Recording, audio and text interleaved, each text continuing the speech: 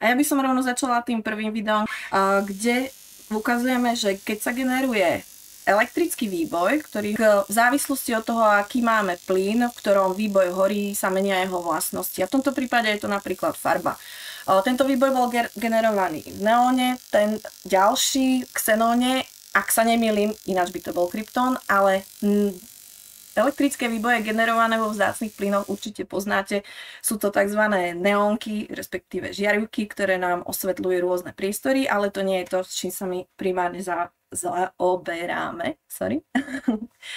My sa venujeme výbojom za atmosférického tlaku. A v našom laboratóriu máme rôzne prístroje, ktoré využívame na porovnávanie efektov, ak zmeníme generáciu výboja vo vzduchu alebo v rôznych plynoch.